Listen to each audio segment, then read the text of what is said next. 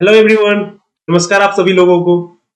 तो welcome to our this new video series जिसमें हम आपके लिए लेके आ रहे हैं शॉर्ट प्रॉब्लम, जिसमें हम आईटी जैम के जितने भी पास्ट पेपर्स हैं उनको क्वेश्चन वाइज हम सॉल्व करेंगे। प्रॉपरली मैं सॉल्व करूंगा। यहाँ पे आपको पता चलेगा कि कैसे एग्जाम सिनेरियो में कैसे सोचते हैं। मैंने खुद ये पेपर्स किए हुए हैं। 2026 का पेपर मैंने खुद भी दिया था और मेरा ग्रेटफुली लकीली बोल सकते हो आप, या फिर मेरे मेहनत के बदौलत मुझे AI 1 भी मिला था। तो आप लोगों को एक पर्सपेक्टिव मिलेगा कि मैं कैसे एग्जाम में सोचता था, कैसे मैंने ये क्वेश्चंस प्रैक्टिस किए थे, एग्जाम में मैंने क्वेश्चंस कैसे सॉल्व किया, कौन से क्वेश्चन मुझे इंपॉर्टेंट थे, मैंने कैसे अप्रोच किया, सारे क्वेश्चंस करने गया या कुछ मैंने स्किप किया था, क्या किया था। ये सारे इनसाइडर पर्सपेक्टिव भी मिलेंगे आपको, और साथ ही साथ आप लोगों को क्वेश्चंस सॉल्व करने का टेक्निक और क्वेश्चंस के सॉल्यूशंस भी मिलेंगे यहाँ पे आपको। तो हम ये सीरीज चलाने जा रहे हैं जहां पे मैं आप लोगों के लिए questions I mean section wise एक एक वीडियो में हर एक पेपर का मैं सेक्शन वाइज आपको क्वेश्चंस का सॉल्यूशन देता रहूंगा। तो आज हमने चूज किया है 2026 का पेपर, जो मैंने खुद भी दिया था 2026 में अभी ही। और इस पेपर को ही हम हर एक क्वेश्चन फर्स्ट से लेके अभी इस वीडियो में हमारा गोल रहेगा पहले सेक्शन ए को पूरा कंप्लीट किए करें, क्वेश्चन नंबर 1 से क्वेश्चन नंबर 30 तक। तो होपफुली ये वीडियो थोड़ा लंबा होगा, मे बी 1 आवर्स तक जाए। तो आप लोग अच्छे से प्रिपेयर होके आपके बैठिए। और सबसे एक और रिक्वेस्ट रहेगा मेरा आप लोगों से वीडियो देखने से पहले कि आप लोग ये क्वेश्चन खुद से एक बार प्रैक्टिस कर लो। आप लोगों का अगर सिलेबस कंप्लीट है या फिर कुछ रहता भी है अगर, तब भी आप क्या करो, सारे क्वेश्चंस को एक बार सॉल्व कर लो, ठीक है, खुद से जितने होते हैं। जितने होते हैं, जितने नहीं होते अभी नहीं पढ़ रखे आप लोगों ने तो ठीक है, बट जितने हो सकते हैं आप लोगों से उतना तक आप सॉल्व कीजिए अभी। ठीक है, सॉल्व करने के बाद आप उसके बाद वीडियो को देखना जहां पे मैं सॉल्व कर रहा हूँ। तो आपको this will be more productive आपके लिए। इससे आप पहले खुद सोचोगे, कहाँ डाउट हुआ, डाउट क्लियर भी होगा आपको। सिर्फ वीडियो देखने से उतना इफेक्टिव नहीं रहेगा मेरे हिसाब से। तो मैंने भी ऐसे ही किया है, मैंने कभी भी क्वेश्चंस का सॉल्यूशन क्वेश्चन करने से पहले नहीं ढूंढा। मैंने क्वेश्चन में पहले दिया है टाइम, कोई भी क्वेश्चन अगर टफ है तब भी मैंने उसको 1 घंटे 2 घंटे, कभी कभी तो मैंने 2-3 दिन लगातार दिया एक ही क्वेश्चन करते हुए। और तब भी नहीं हो तब जाके मैंने उसके वीडियोस या फिर online solution, chat GPT, Gemini, ये सब यूज किया। तो ये सारी चीजें यूज करनी है, सारे रिसोर्सेज आपको लोगों को यूज करने हैं माइंडफुली। कैसे आपको ज्यादा इफेक्टिवली उससे फायदा मिलेगा, वो सारी चीजों के बारे में सोच के ही वीडियोस को या फिर जितनी रिसोर्सेज है यूज करना है। ठीक है, तो रिक्वेस्ट रहेगा कि आप एक बार क्वेश्चन सॉल्व करके फिर यहाँ पे आना। ठीक है, तो चलिए फिर अभी स्टार्ट करते हैं हम क्वेश्चंस 1 से ही। तो ये था पहला क्वेश्चन, आप देख सकते हो स्क्रीन पे। तो ये क्वेश्चन था, अगर मैं इसको टॉपिक वाइज अगर मैं थोड़ा सा मैं कैसे सोचता, तो सबसे पहले मैंने देखा यहाँ पे क्वेश्चन में वेवलेंथ है, एंगल है, पोलराइजेशन है। तो ये फॉर श्योर रे ऑप्टिक्स का है। ठीक है, रे ऑप्टिक्स या फिर वेव ऑप्टिक्स, ये दो टॉपिक्स को ये टच करेगा। ठीक है, नेक्स्ट चीज मैं इसमें क्या नोटिस कर रहा हूं कि यहाँ पे एक लेफ्ट पोलराइजेशन है और राइट पोलराइजेशन, दो अलग अलग पोलराइजेशन है और दोनों के लिए अलग अलग रिफ्रैक्टिव इंडेक्स के बारे में बात किया गया है। क्वेश्चन पढ़ो आप, देखो यहाँ पे light of wavelength 632 nanometer is passing through an optically active medium of thickness 20 centimeter. The optical rotation exhibited by the medium is 18 degree. Which of the following options correctly states the magnitude of the difference in refractive indexes? ये word जो है difference in refractive index, ये आप देखो एक बार। ठीक है, difference in refractive indices corresponding to the left and right circularly polarised light. Means कि लाइट जो है, ये जो बीम आ रहा है लाइट का 632 नैनोमीटर का, उसमें लेफ्ट पोलराइजेशन और राइट पोलराइजेशन दोनों वाले मिक्स्ड है लाइट। और दोनों क्या बोलते हैं, पोलराइज्ड लाइट में वो मीडियम क्या कर रहा है, दोनों लेफ्ट पोलराइजेशन और राइट पोलराइजेशन के लिए different different refractive index exhibit कर रहा है। और उसी दोनों का डिफरेंस हमें यहाँ पे निकालना है। ठीक है, तो ये डिफरेंस जो देखा मैंने, तभी मुझे क्लियर हो गया कि ये क्वेश्चन बाई रिफ्रेजेंस का है। ठीक है, बाई रेफ्रिजरेंस का है। तो इसका हमारे पास फॉर्मूला है बाई रेफ्रिजरेंस का यहाँ पे। डेल्टा एन पर में भी आप लोगों को और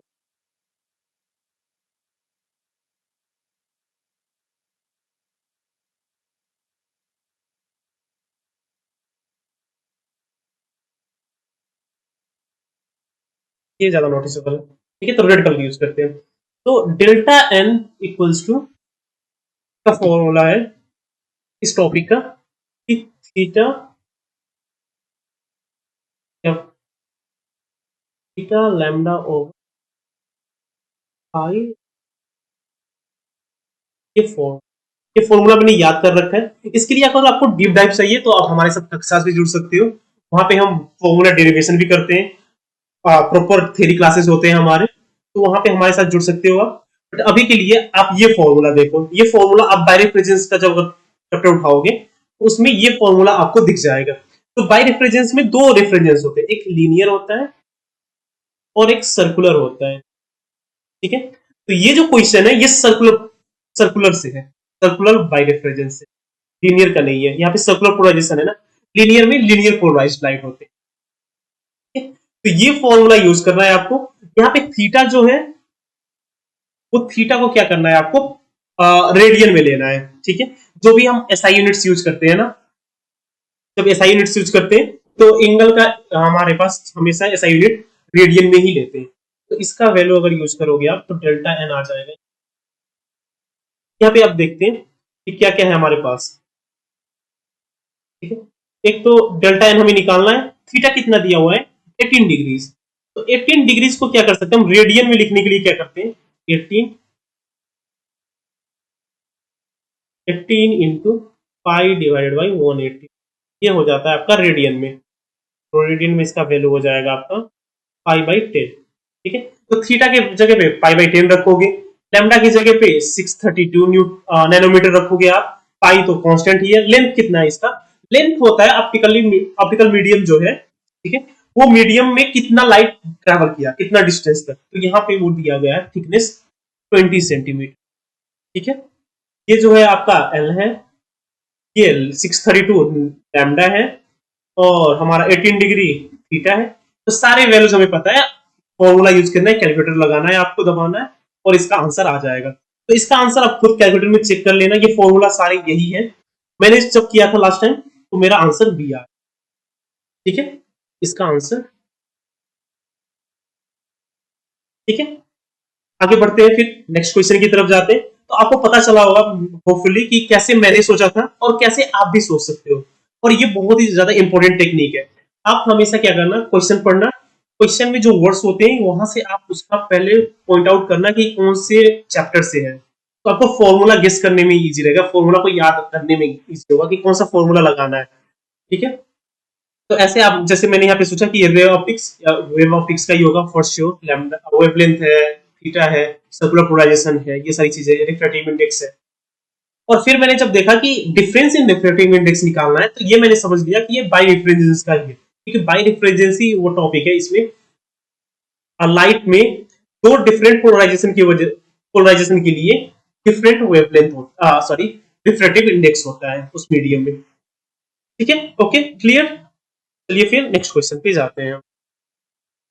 यहाँ पे हमारा नेक्स्ट क्वेश्चन है,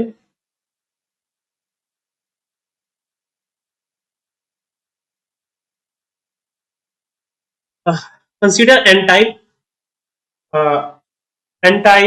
silicon in which the fully ionised dopant concentration. एक बार आप ये 10 सेकंड क्वेश्चन पढ़ो और फिर आप खुद में ही सोचो कि ये कौन से टॉपिक का होगा, फिर मैं आपको बताता हूँ कि ये क्या होगा इसमें। ठीक है, 10 सेकंड आप सोच के बताओ इसमें, सी कि आप लोग क्या सोचते हो इसके बारे में। ठीक है,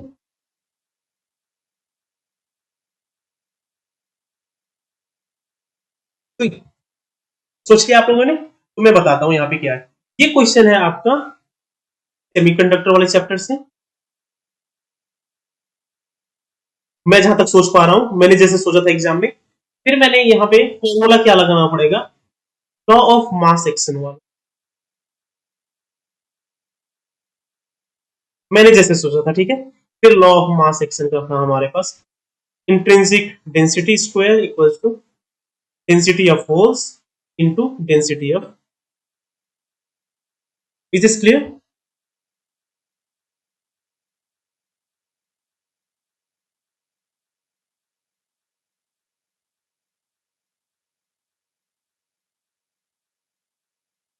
इज दिस क्लियर एवरीवन? आप लोगों ने इस ये समझ में आया आप लोगों को कैसे मैंने सोचा? फिर आप इसमें अब एक बार फिर से गेस करो कि कौन सा वैल्यू क्या होना चाहिए यहाँ पे।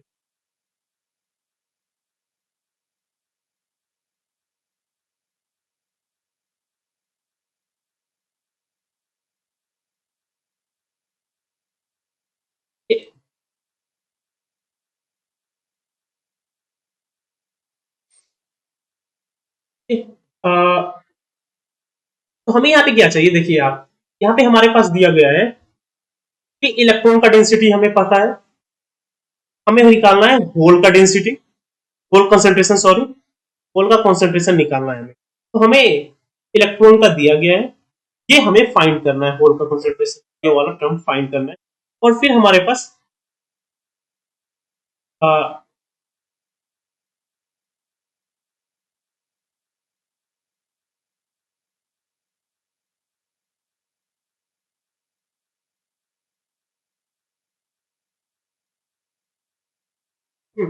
ओके ओके सॉरी, ठीक है। तो ये हमें फाइंड आउट करना है, होल का कंसंट्रेशन, इलेक्ट्रॉन का कंसंट्रेशन हमें आ, हाँ इलेक्ट्रॉन का कंसंट्रेशन ही दिया गया है यहाँ पे, ठीक है। और होल का निकालना है हमें, होल का फाइंड आउट करना है।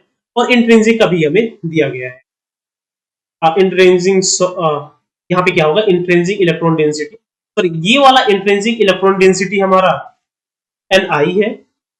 और जो क्या बोलते हैं इंट्रिंसिक डेंसिटी, और ये जो Ni है, ठीक है, ये हमारा क्या है, इलेक्ट्रॉन का डेंसिटी। इलेक्ट्रॉन कहां से आएगा, डोपेंट से आएगा ना, फुल्ली आयोनाइज्ड डोपेंट।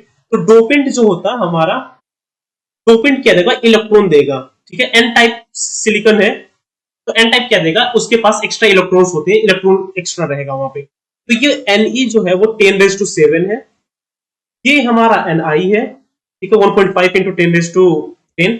और फिर हमारे पास NH निकालना है, या फिर इसको मैंने बहुत सारी जगहों पे देखा है, ये सिंबल ऐसे लिखा है, Ni square equal to P.N, ठीक है।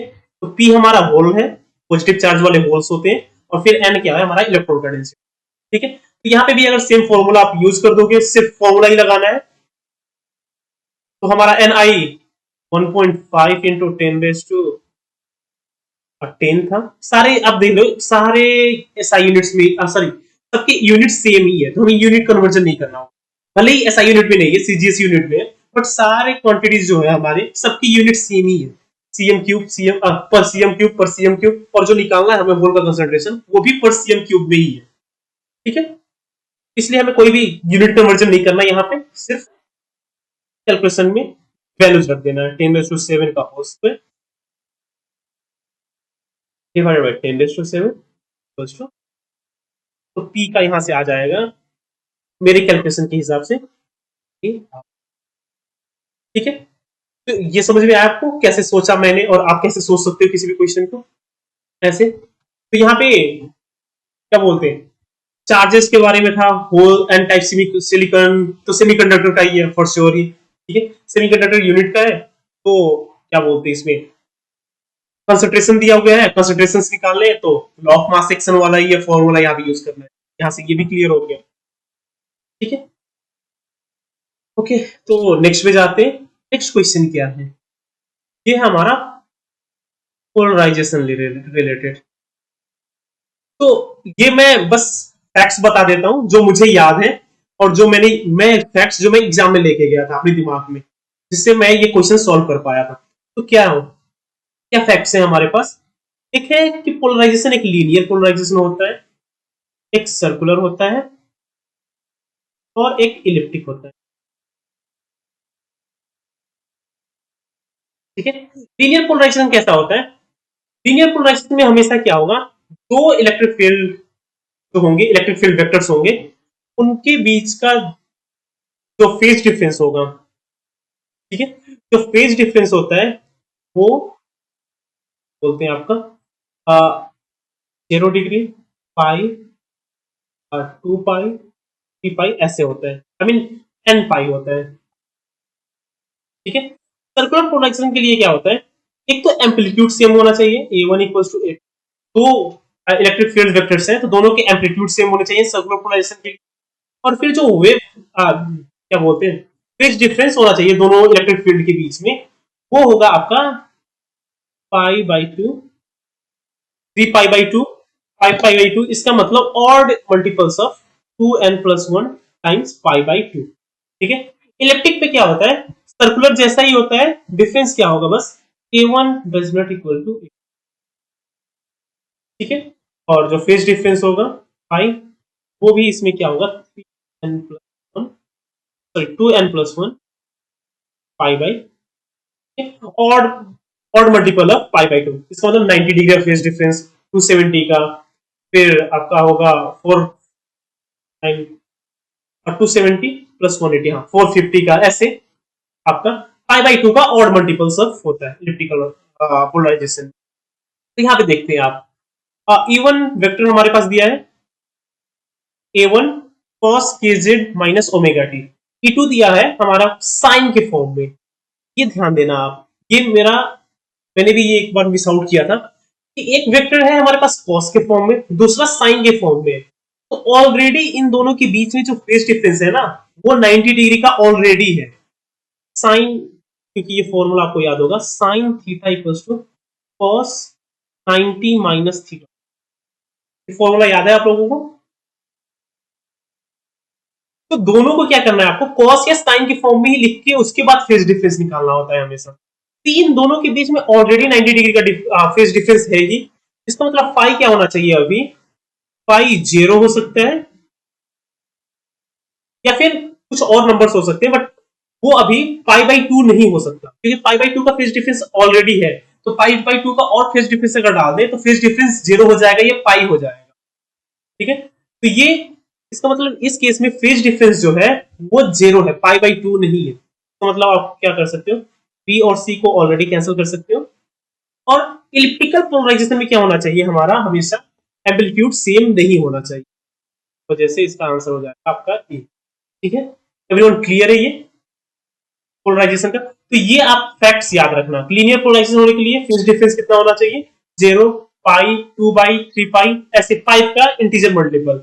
सर्कुलर पोलराइजेशन, इलिप्टिकल पोलराइजेशन के लिए क्या होना चाहिए, ऑड मल्टीपल ऑफ पाई/2, ठीक है। 90, 270, पाई/2, 3 पाई/2, 5 पाई/2, ऐसे फेज डिफरेंस होने चाहिए, ठीक है। और सर्कुलर इलेक्ट्रिक में डिफरेंस क्या होगा कि सर्कुलर में एम्पलीट्यूड दोनों वेव के सेम होने चाहिए, इलेक्ट्रिकल में क्या होगा, दोनों के सेम नहीं होने चाहिए, ठीक है। क्लियर है सबको। फिर नेक्स्ट, अभी यहाँ पे 4 और 5th क्वेश्चन देखते साथ में।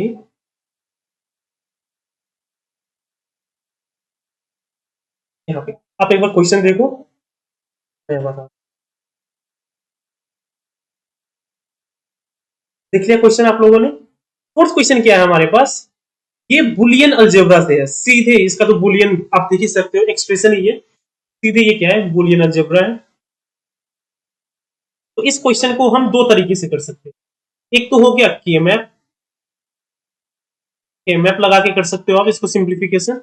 दूसरा बुलियन अलजेब्रा का जो फॉर्मूलेज है, जिसमें आप क्या करते हो, आप दो को क्या बोलते हैं कॉमन लेके फिर सॉल्व करते हो, वो मैं बुलियन अलजेब्रा वाला जो फॉर्मूला है, फॉर्मूले यूज करके मैं इसको सॉल्व करता हूँ, आपको क्लियर होगा फिर कैसे होता है।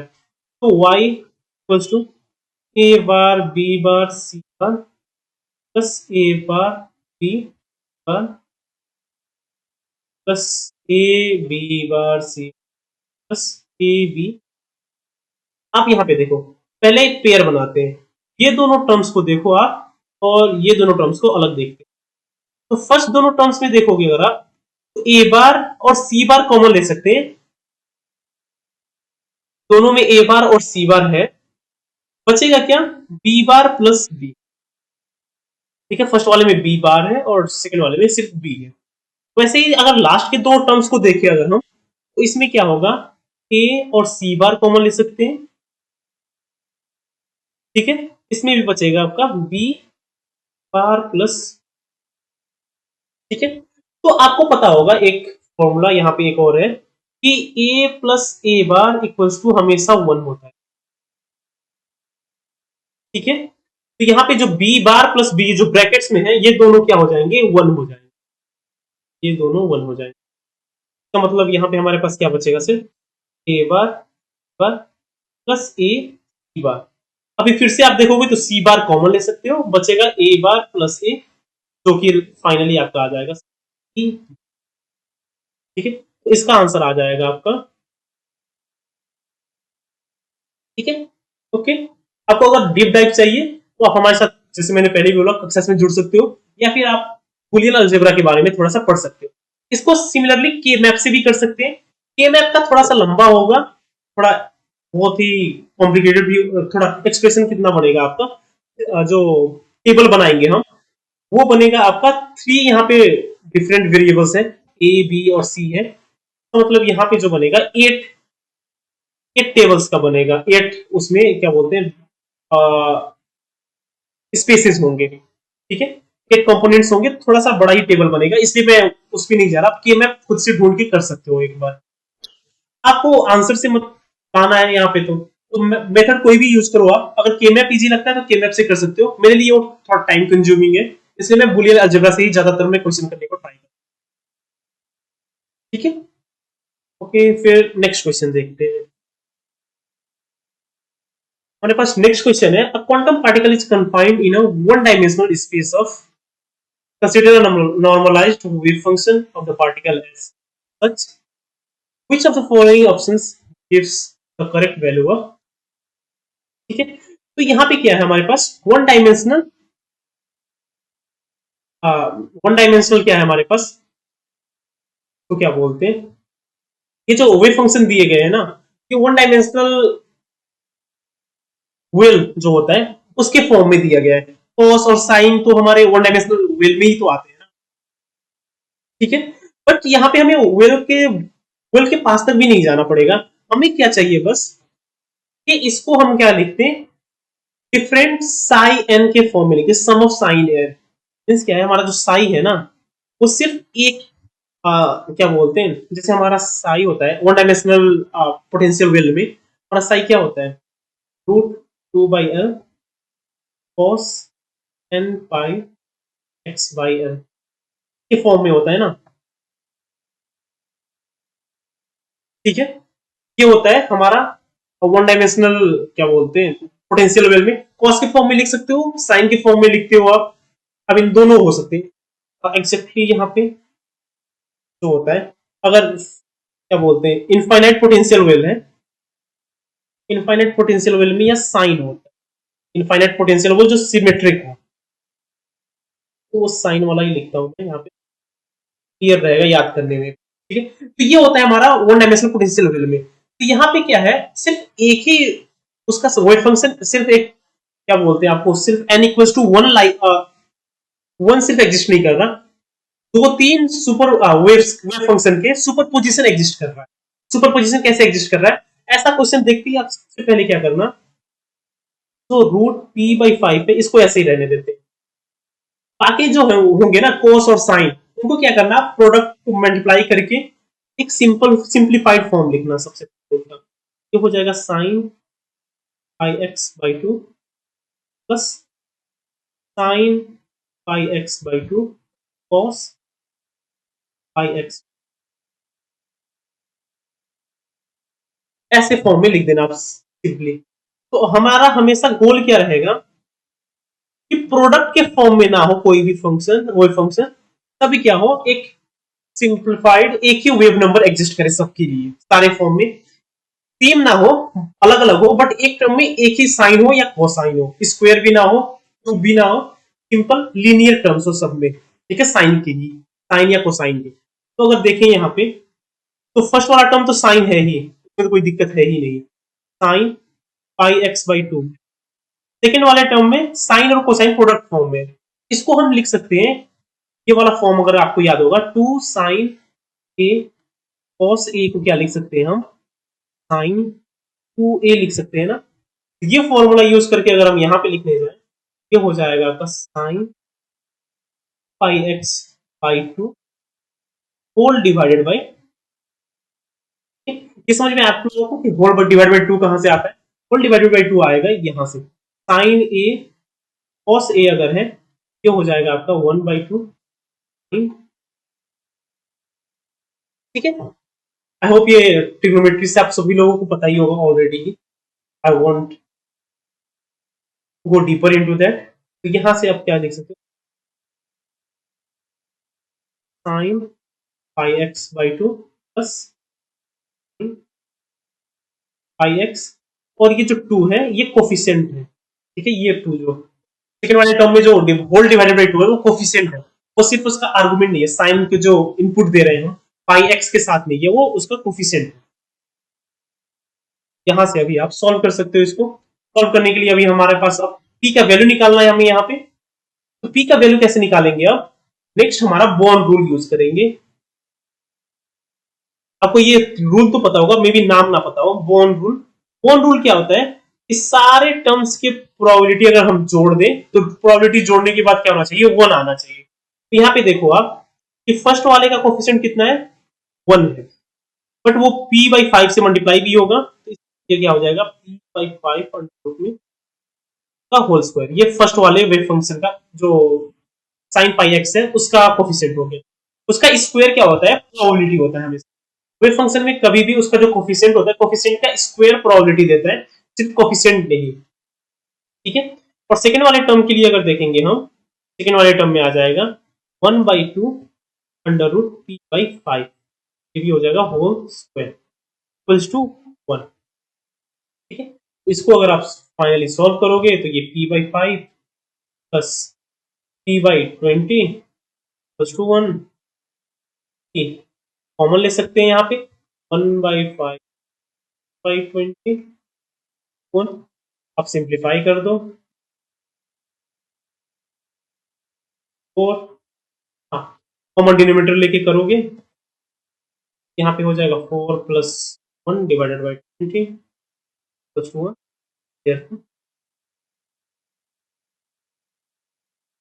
आप ये सॉल्व करके देखना, p इक्वल्स टू 4 ही आएगा। अब वैल्यू हो गया हमारा।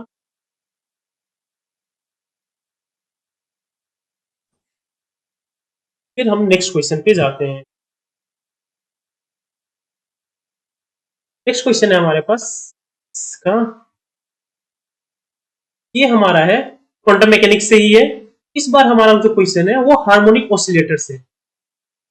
आप देख सकते हो हार्मोनिक, हार्मोनिक ऑसिलेटर, ये टर्म हम यहाँ पे लिख,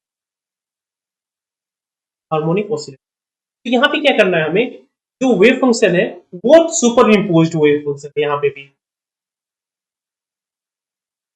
ठीक है। यहाँ पे क्या है हमारे पास, सुपर इम्पोज्ड वेव फंक्शन है, और सुपर इम्पोज्ड वेव फंक्शन का क्या करना है अभी हमें,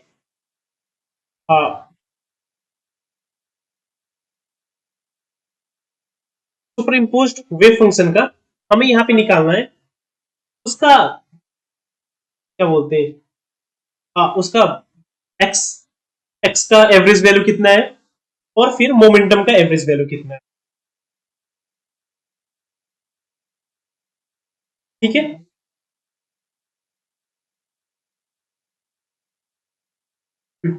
ठीक है, आप एक बार इसमें देखो कि क्या क्या हमारे पास इंफॉर्मेशन दिए गए हैं। हमारे पास वेव फंक्शन है जो कि दो सुपर इम्पोज्ड वेव फंक्शन है, एक ग्राउंड वेव है और दूसरा फर्स्ट एक्साइटेड स्टेट का है, ठीक है।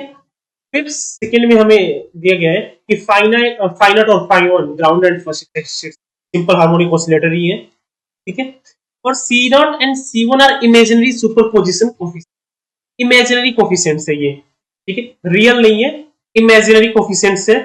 Which of the following options is correct for the expectation value of, हमारे पास x है, x का expectation value plus iota p का एक्सपेक्ट,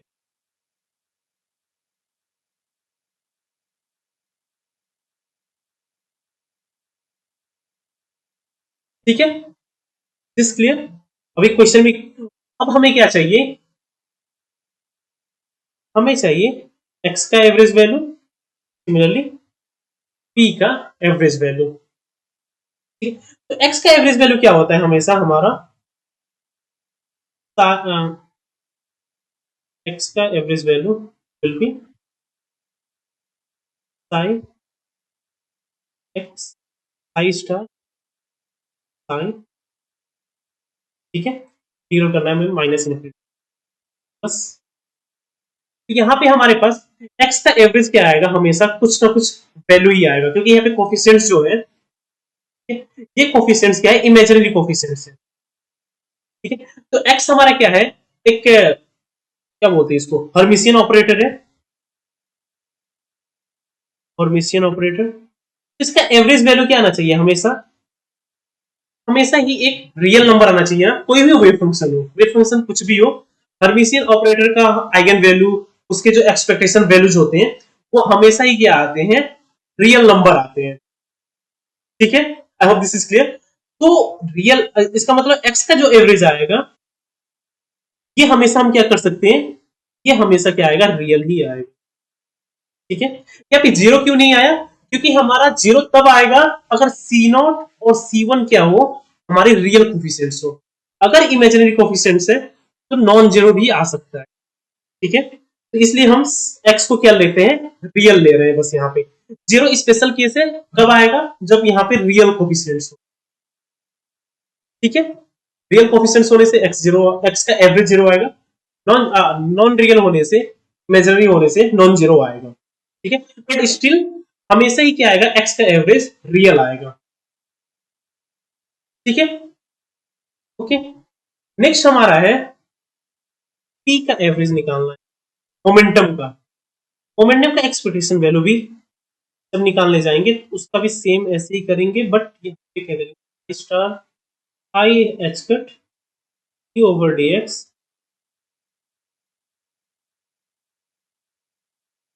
और इसको मल्टीप्लाई डी एक्स से इंटीग्रेट करना है, ये होगा एक्सपेक्टेशन वैल्यू ऑफ पी। ठीक है, तो पी क्या होता है, कोई भी अगर,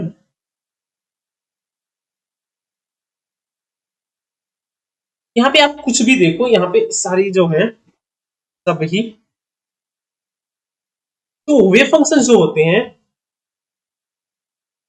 है ना नीचे, तो वेव फंक्शन होते हैं ना हार्मोनिक ऑसिलेटर के, वो सारा सारे क्या होते हैं, ऑर्थोगोनल होते हैं। तो psi one dot Sai to अगर कर दो आप, साई एन साई एम कर, साई एन साई एम, अगर इसका इंटीग्रल करते हैं हम, अगर माइनस इन्फिनिट से इन्फिनिट तक dx करते हैं, तो ये हमेशा क्या आता है, जीरो आता है। ये होता है ऑर्थोगोनैलिटी प्रॉपर्टी। तो यहाँ पे पी एवरेज जब निकालने जाओगे, ये एक्चुअली आपको इतना सारा सॉल्व करना ही नहीं है पेपर में, तो क्योंकि ये 1 मार्क्स का क्वेश्चन है, फर्स्ट सेक्शन का ही स्टार्टिंग क्वेश्चन से, तो यहाँ पे ये थोड़ी सी चीजें आपको याद रख के बैठना है एग्जाम में भी। ठीक है, पी का एवरेज क्या होता है किसी भी रियल वेव फंक्शन के लिए, पी का एवरेज हमेशा ही जीरो आता है। Real wave function means harmonic oscillator में, ठीक है, सिंपल हार्मोनिक ऑसिलेटर है आपका। ठीक है, और फिर आपके पास है symmetric well, symmetric well means कि वेल का ओरिजिन जीरो पे है और बाकी ऐसे वेल, वेल ऐसे है, माइनस माइनस ए से ए तक का है। तो ऐसे केसेस में आप सिमेट्रिक जब शेप्स होते हैं, तब पोटेंशियल सिमेट्रिक होता है, तो उस टाइम पे पोटेंशियल हमेशा, पोटेंशियल बोल रहा हूं, मोमेंटम हमेशा कहता है, मोमेंटम का एवरेज जीरो आता है। तो ये फैक्ट अगर आप याद यहां से भी कर सकते हो, आप ये वाले प्रॉपर्टीज यूज करके कर सकते हो, या फिर ये फैक्ट याद करके। ठीक है, तो हमेशा ही क्या होगा, यहाँ पे एक्स का एवरेज इस केस में नॉन जीरो आ सकता है, जीरो भी आ सकता है, तो रियल बोलते हैं इसको, ये रियल आएगा। ठीक है, बट पी जो है, पी हमेशा क्या आएगा, पी का एवरेज जीरो आएगा। ठीक है, तो हमारा जो लास्ट फाइनल रिजल्ट आ रहा है वो क्या आ रहा है, एक्स का एवरेज रियल है, पी जीरो है, तो आयोटा वाले टर्म में जीरो आ रहा है, बस एक रियल नंबर ही आ रहा है।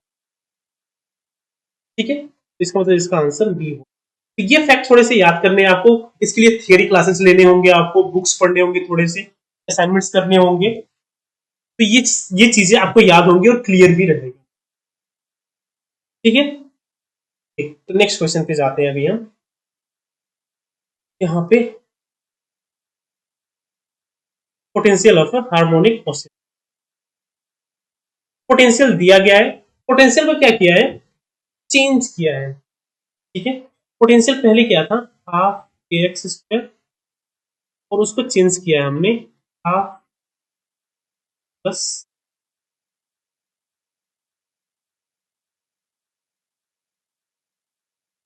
ठीक है। तो पोटेंशियल क्या हो रहा है ऐसे केसेस में, ऐसे क्वेश्चन में आया अगर पोटेंशियल हार्मोनिक ऑसिलेटर का पोटेंशियल अगर मॉडिफाई किया, तो सबसे पहला जो first thing you will do is completing the square.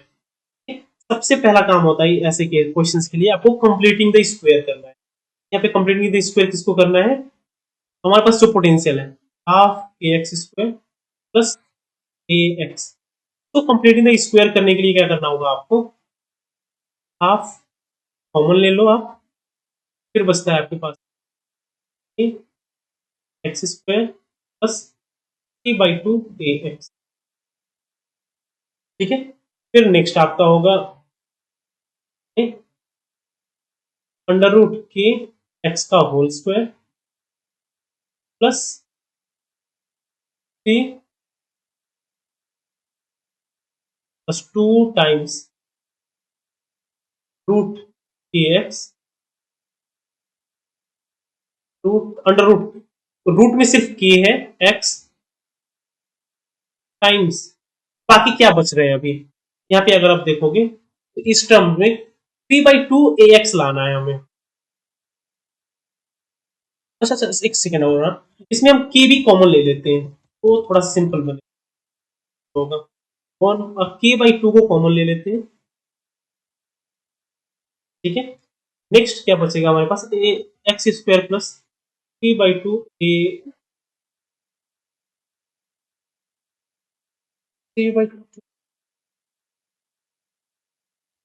यहाँ पे 3/2 नहीं बचेगा, सॉरी, जेब्रा थोड़ा सा हो गया, यहाँ पे 6 होगा। ठीक है, क्योंकि हाफ हम कॉमन ले रहे हैं, हाफ कॉमन ले रहे हैं, इसका मतलब हमें क्या करना होगा, ऊपर और नीचे दोनों में 2 मल्टीप्लाई करना होगा यहाँ पे न्यूमरेटर और डिनोमिनेटर में। तो डिनोमिनेटर वाला कॉमन ले लिया, न्यूमरेटर में 3 × 2 6 हो गया, और के भी कॉमन ले लिया, तो ये बच जाएगा 6ax डिवाइडेड बाई के, ये बचेगा। इसको कंप्लीटिंग द स्क्वायर करना है भैया, तो ये हो जाएगा आपका a/2, यहाँ पे एक्स स्क्वायर प्लस 2x, बाकी क्या बच रहा है 3a/, और यहाँ पे हो जाएगा प्लस 3a/k का होल स्क्वायर। ये ऐड कर रहे हैं टर्म हम, तो इसको सब्ट्रैक्ट भी करना होगा 3a/k का। तो कंप्लीटिंग द स्क्वायर बाद आपका बच, यहाँ पे बचेगा x प्लस 3a/k का whole square minus 9a² try कर देते हैं, तो बचेगा k/x माइनस x प्लस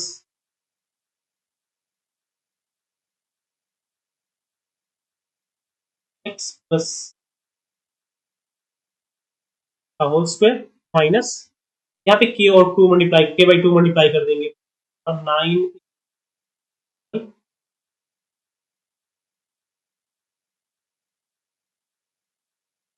ठीक है।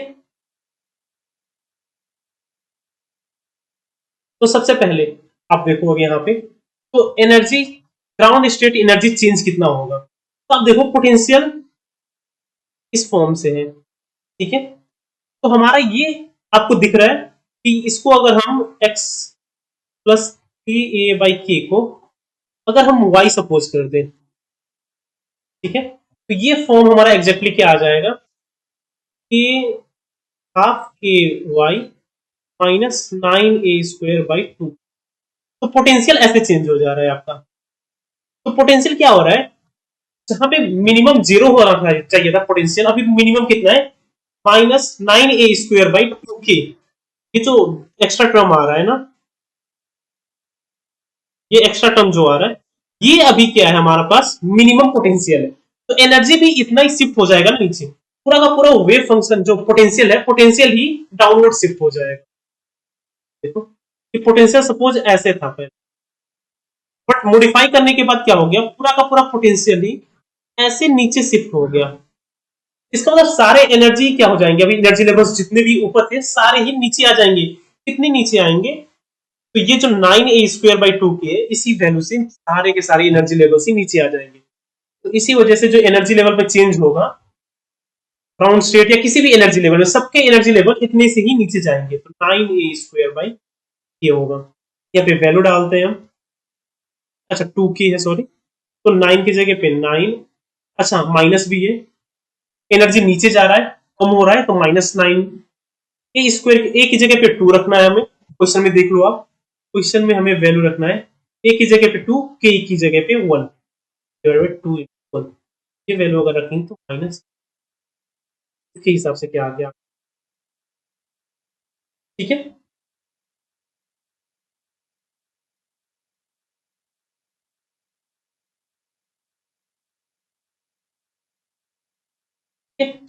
ठीक है, फिर क्वेश्चन 7 हो गया, आगे बढ़ते हैं अभी नेक्स्ट क्वेश्चन की तरफ। नंबर 8, ये तो मैथमेटिकल फिजिक्स का है, सीधे देख के ही लग रहा है मुझे भी। इसमें क्या है हमारे पास, सेकंड ऑर्डर डिफरेंशियल इक्वेशन है, लीनियर डिफरेंशियल इक्वेशन है सेकंड ऑर्डर। तो डिफरेंशियल इक्वेशन का सॉल्यूशन आपको याद रखना होगा।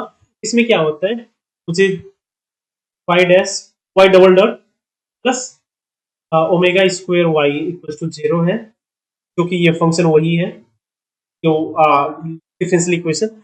इसका सोल्यूशन होता है हमेशा y equal to A cos omega T plus B sine omega, ठीक है। ये होता है इसका सोल्यूशन हमेशा ही। सेकेंड ऑर्डर डिफरेंशियल इक्वेशन इस फॉर्म का होने से इसका सोल्यूशन ही यही होता है। आपको ये सोल्यूशन का फॉर्म जो होता है ये भी याद रखना है, क्योंकि आप एग्जाम में अगर बैठ के सारे डेरिवेशन करने बैठ जाओगे तो बहुत ज्यादा टाइम लग जाएगा। तो ये जो एक्चुअल फैक्ट्स होते हैं, कुछ कुछ वेल नोन रिजल्ट्स होते हैं, इसको वेल नोन रिजल्ट्स बोलते हैं, क्योंकि हर जगह पे ही यूज होता है। हार्मोनिक ऑसिलेटर का डिफरेंशियल इक्वेशन सेम ही बनता है, यही फॉर्म ही यूज होता है। तो इसको याद रखना होता है आप लोगों को। तो y का ये फॉर्म आ गया हमारे पास। अभी क्या करना है इसमें, हमें नेक्स्ट क्या करना है, बाउंड्री कंडीशंस दिया है, each of the following options give the value of y t equals to pi by 2 omega. तो हमें क्या निकालना है, सिर्फ वैल्यू निकालना है y का, जब t equals to pi by 2 omega उसका वैल्यू है तो,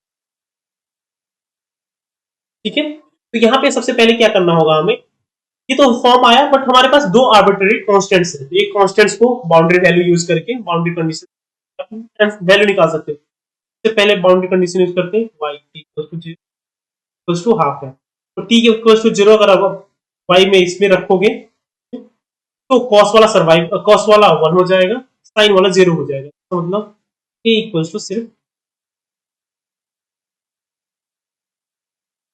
ठीक है।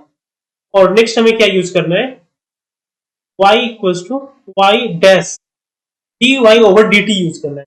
dy बाई dt पहले निकाल लेते हैं, dy बाई dt क्या होगा, डिफरेंशिएट करना है इसको, तो omega A minus omega A sine omega T plus omega B cos omega T. अब इसमें भी t इक्वल्स टू 0 रिप्लेस करना है और वैल्यू 1 होगा हमारा, तो t इक्वल्स टू 0 रखने पे लेफ्ट साइड में वैल्यू 1 हो जाएगा, राइट साइड में क्या होगा, साइन 0 0 होता है, इसका मतलब फर्स्ट टर्म 0 हो जाएगा, cos 0 1 होता है, तो ये ओमेगा बी हो जाएगा, b इक्वल्स टू 1 बाई, ठीक है। दोनों कोफिशिएंट्स आ गए हमारे पास a और b। तो अभी नेक्स्ट हमें क्या करना है, t equals to pi by 2 omega रखना है, रिप्लेस करना है, पाई इक्वल्स टू a की जगह पे हाफ है हमारे पास cos ओमेगा, t की जगह पे कितना रखना है हमें, pi over 2 omega plus b की जगह पे 1 बाई ओमेगा है, और यहाँ पे है sine omega into pi by, ठीक है। तो यहाँ पे ओमेगा और ओमेगा कैंसिल, बचेगा cos पाई बाई 2 और साइन पाई बाई 2, तो cos पाई बाई 2 कितना होता है? cos पाई बाई 2 0 होता है, plus 1 by omega sin pi by 2 कितना होता है? 1 होता है। तो मतलब जो फाइनल आंसर बनेगा हमारा वो बनेगा 1 बाई, तो इसका आंसर हो जाएगा ए, 1 by. Okay, everybody clear? Differential equation है, आपको इसके वेल नोन रिजल्ट जो है वो याद रखना है, फिर आपको बाउंड्री कंडीशन रख के ए और बी का वैल्यू निकाल देना है, और फिर आंसर आ जाएगा बस सिंपली पाई बाई 2 ओमेगा रखने से। ठीक है, नेक्स्ट क्वेश्चन हमारा है,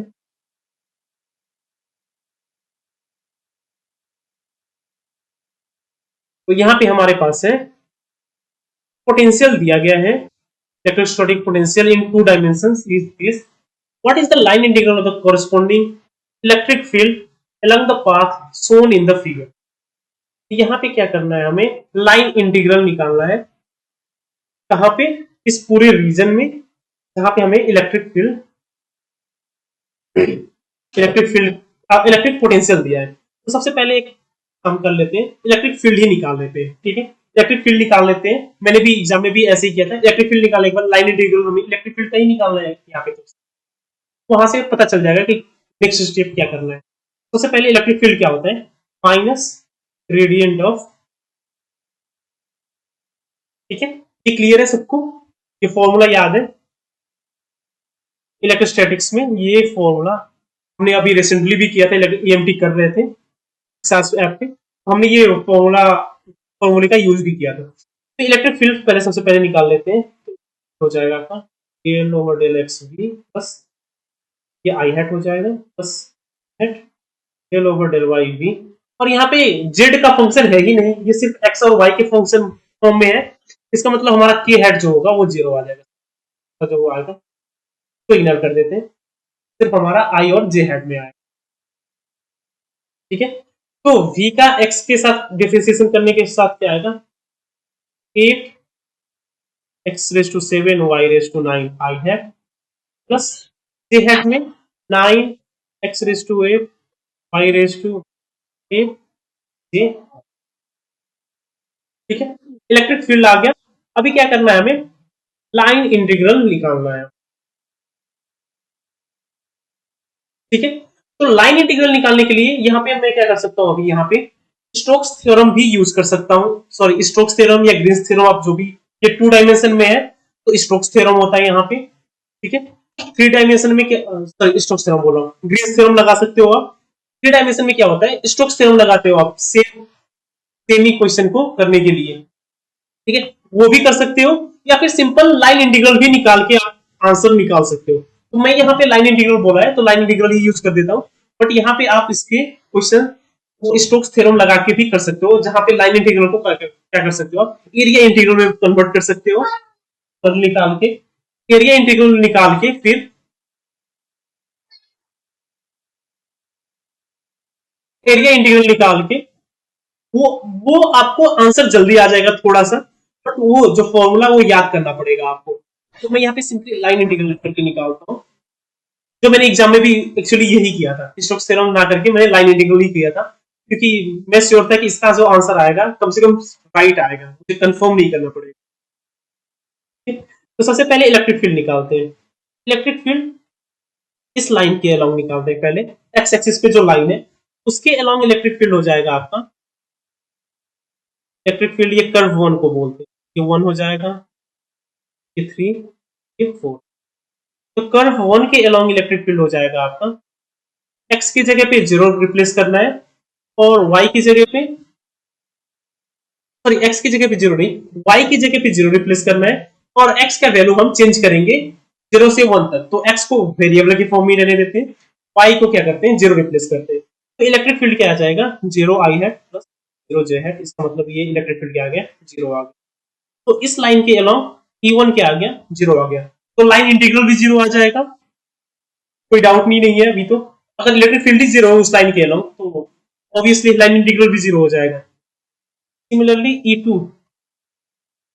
E2 जब निकालने जाएंगे तो E2 के लिए क्या करना है हमें, यहाँ पे x 1 है, x चेंज नहीं हो रहा, वर्टिकल लाइन है तो x चेंज नहीं हो रहा, x कितना है 1 है, y चेंज हो रहा है 0 से 1 तक, तो x की जगह पे सिंपली हम 1 रख सकते हैं, क्योंकि 8 y की पावर 9 आई है प्लस 9 y की पावर 8 ये है हो गया।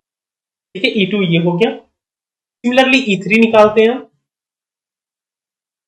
E3 E3 हो जाएगा आपका इस लाइन के अलोंग इस तरफ।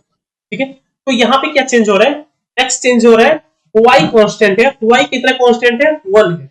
इस केस में हो जाएगा 8 x की पावर 7 आई है प्लस 9 x की पावर 8 ये है। और सिमिलरली e की फोर्थ लाइन है उसके अलोंग जो होगा इलेक्ट्रिक फील्ड फिर से 0। तो हमें लाइन इंटीग्रल किसके लिए निकालना है, सिर्फ ये दोनों के लिए। मैं यहाँ पे एक्सप्लेन कर रहा हूँ आप लोगों को, तो इसलिए ये लग रहा होगा कि बहुत ज्यादा टाइम कंज्यूमिंग हो रहा है, बट एक्चुअली अगर आपको पता है तो ये E1 0 है, E4 0 है, E2 और E3 के लिए लाइन इंटीग्रल निकालना है, बस इतना ही करना है आपको। तो ठीक है, तो लाइन इंटीग्रल जो होगा हमारा इंटीग्रल डॉट डीएल तो हम चेंज कर सकते हैं, पूरा क्लोज्ड पाथ के लिए निकालना है। तो E1 0 है, तो इंटीग्रल किसका निकालना है, सिर्फ E2 के लिए निकालना है प्लस इंटीग्रल E3 के लिए निकालना है। ठीक है, अब यहाँ पे देखते हैं कि इंटीग्रल किसके रेस्पेक्ट में निकालना है। तो यहाँ पे देखो अब E2 में क्या हो रहा है, E2 में y चेंज हो रहा है, सिर्फ y चेंज हो रहा है ना, x तो कांस्टेंट है, इसका मतलब क्या करना है, हमें y के अलोंग इसका इंटीग्रेशन करना है। ठीक है, कि y जे हैट के अलोंग हमें इंटीग्रल निकालना है E2 का। ठीक है, और E3 का क्या निकालना है हमें, dx के अलोंग आई हैट। ठीक है, नोट करके E2 में y कहां से चेंज हो रहा है, 0 से 1 तक जा रहा है। और E3 में आप देखो तो एक्स एक्सिस में वो नेगेटिव की तरफ मूव कर रहा है E3 कर्व। अगर हम ऐसे जा रहे हैं काउंटर क्लॉकवाइज जा रहे हैं, तो थर्ड कर्व में जो है वो उसका डायरेक्शन नेगेटिव एक्स एक्सिस के अलोंग है, तो मतलब ये 1 से 0 की तरफ, एक्स 1 से स्टार्ट हो रहा है और 0 पे जाके एंड होगा। ठीक है, क्लियर है। तो अभी इसका डॉट प्रोडक्ट निकाल के फिर इंटीग्रल निकाल देते हैं। तो डॉट प्रोडक्ट E2 का dy के साथ इंटीग्रेट प्रोडक्ट लेंगे अगर जे हेड के साथ, सिर्फ बचेगा 0 से 1 9 y की पावर 8। सिर्फ ये दूसरा वाला कंपोनेंट ही सर्वाइव करेगा ना, x के साथ आई डॉट जे तो 0 हो जाता है, सिर्फ जे डॉट जे ही 1 बचता है, और इसको dy के साथ इंटीग्रेट प्लस 1 से 0 तक। E3 में क्या है हमारे पास, x हैट में आई हैट में क्या है 8 x की पावर 7 dx के साथ। ठीक है, सेकेंड वाले का सिर्फ फर्स्ट वाला टर्म सर्वाइव करेगा, आई डॉट आई 1 होता है, आई डॉट जे 0 हो जाता है। जैसे इसको इंटीग्रेट कर देते हैं आप, तो y की पावर 9 0 से 1 प्लस x की पावर 8 1 से, का वैल्यू आ जाएगा 1 माइनस प्लस 0 माइनस 1, अल्टीमेटली आप 0। ठीक है, क्वेश्चन नंबर 9 का जो हमारा आंसर वो हो जाएगा, लाइन इंटीग्रल जो आया इसका तो 0 आया। कोई ट्रिक्स भी होगा तो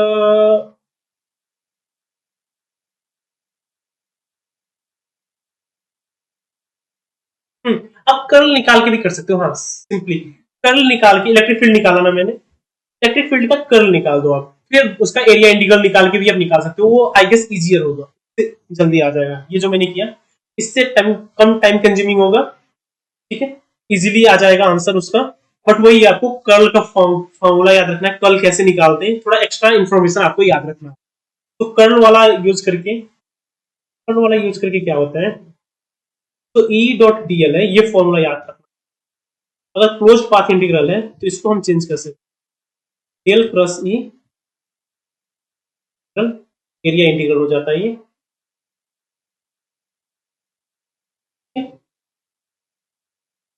तो इसमें इलेक्ट्रिक फील्ड का कर्ल का एरिया इंटीग्रल अगर आप निकाल दो तब भी वो क्या आएगा, लाइन इंटीग्रल के ही इक्वल। तो वो कर्ल निकालने से कर्ल 0 आ जाएगा, और 0 आने की वजह से एरिया इंटीग्रल ही पूरा 0 आ जाएगा। वो सिंपली जल्दी आ जाएगा आंसर, बट ये फैक्ट्स भी याद रखने होंगे आपको। ठीक है, फिर लास्ट करते हैं आज के लिए, इस वीडियो के लिए हम क्वेश्चन 10। तो यहाँ पे देखिए ये क्या है, हमारे पास लीनियर अलजेब्रा का क्वेश्चन है। लीनियर अलजेब्रा मींस मैट्रिसेस, उसका determinant, eigen value, eigen vector, इसके रिलेटेड क्वेश्चन। तो यहाँ पे देखिए आपको मैट्रिक्स ए दिया हुआ है, उसका डिटरमिनेंट निकालना है। ओके सॉरी, उसका डिटरमिनेंट नहीं, ए इनवर्स का डिटरमिनेंट। तो यहाँ पे क्या करना है आपको, सबसे पहले ए इनवर्स निकालना है, उसका डिटरमिनेंट निकालना है। बट क्वेश्चन करते टाइम आपको ए इनवर्स निकालना ही नहीं है। यहाँ पे आप सिंपली क्या कर सकते हो, डिटरमिनेंट ऑफ ए इनवर्स जो होता है is equal to 1 by determinant of A. ये फॉर्मूला यूज कर सकते हैं। ये फॉर्मूला सा सिंपली, आपको इनवर्स निकालना ही नहीं पड़ेगा, सिर्फ डिटरमिनेंट ही चाहिए हमें। तो डिटरमिनेंट ये फॉर्मूला यूज करके निकाल सकते हैं। यहाँ पे अगर डिटरमिनेंट निकालने जाओगे तो डिटरमिनेंट ऑफ ए जो है वो आएगा 0, माइनर वाले फॉर्म में यूज करके, प्लस 1, डिटरमिनेंट ऑफ 0 1 प्लस 1 1। ठीक है, ओके सॉरी, सेकेंड वाले टर्म में ये माइनस है, तो ये हो जाएगा फर्स्ट टर्म 0 ही हो गया। यहाँ पे माइनस -1 प्लस 0 का डिटरमिनेंट 1 आ गया। तो मतलब ए इनवर्स का डिटरमिनेंट कितना हो जाएगा, वो भी 1 ही हो जाएगा। 1/1 तो 1 ही होता है, ये इसका भी आंसर 1 हो जाएगा। ठीक है, तो इस क्वेश्चन में आपको डिटरमिनेंट सॉरी इनवर्स निकालना ही नहीं था, सिर्फ डिटरमिनेंट निकालना था। तो ये फॉर्मूला याद है।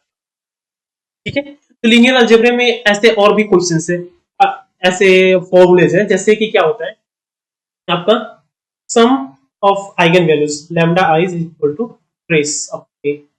ये फॉर्मूला याद रखना होता है आपको। फिर प्रोडक्ट ऑफ लैम्डा आइज, ये क्या होता है, डिटरमिनेंट ऑफ ए। ये तो ऐसे ऐसे आप फॉर्मूलेज, ऐसे डीप डाइव्स के लिए, थियरी क्लासेस के लिए आप हमारे साथ कक्षा में जुड़ सकते हो। वहां पे आपको फुल आईआईटी जैम के प्रिपरेशन रिलेटेड सारे क्या बोलते हैं मटेरियल्स आपको मिल जाएंगे, नोट्स मिल जाएंगे, subject wise topic wise questions मिल जाएंगे, प्रैक्टिस क्वेश्चंस मिलेंगे, डीपीपी मिलेंगे।